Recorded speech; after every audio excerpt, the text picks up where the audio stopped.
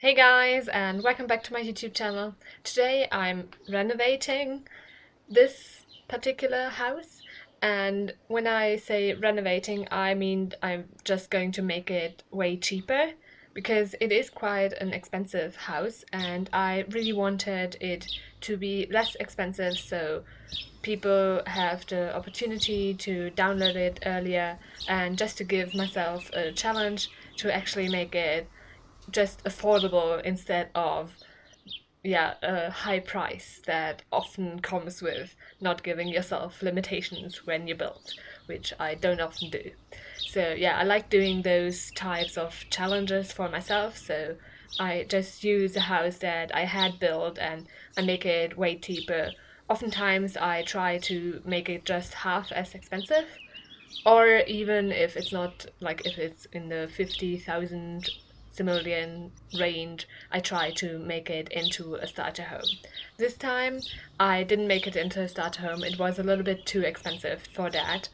So I'm just going to make the price half what it was previously.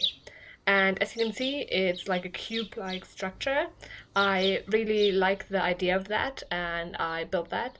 And I think for a renovation, it still needs to have that structure and the general idea, but of course it has to be half as expensive as before.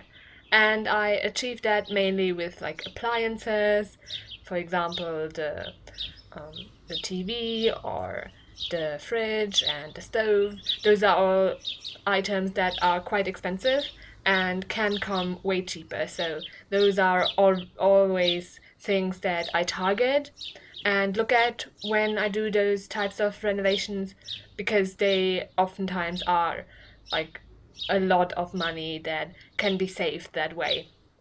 And also, I think later when you actually download it and use it and make a bit more money, you can replace those items and still have like the same shape and so on.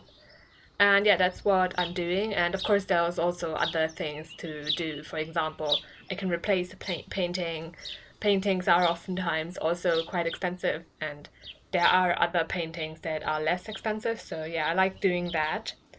And then I just go through everything that I have and think, okay, do I need that? Can I make it smaller?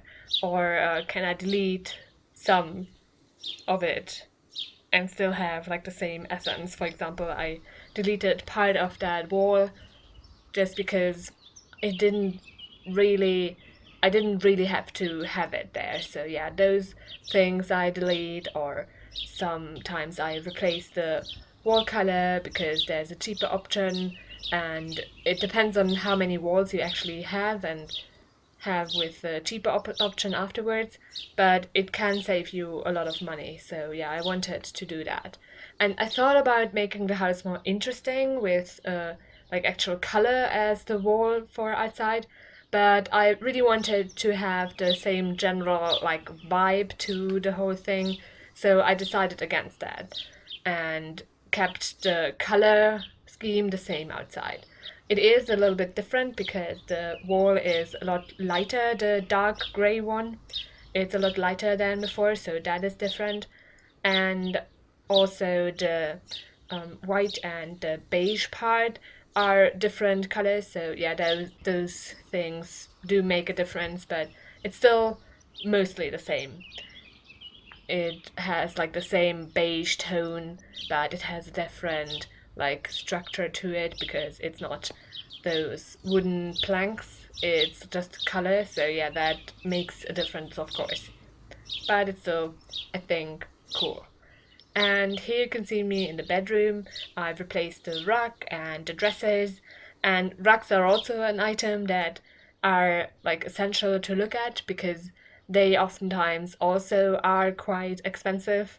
At least like the ones, if you scroll through the rug menu at the bottom, those are always the most expensive ones, of course, which does make sense. They always structure the menu like that. So the higher, the further down you go, the more expensive the item is usually. So I do look at everything, and think about whether I can possibly make it cheaper, and yeah, I try to do that and use a cheaper item. So for example, the green rug in the office area I replace with a green rug from the that is just further up than it was before. And yeah, now I'm just looking at the bathrooms again, because in the bathrooms there's also appliances that can be quite cheap.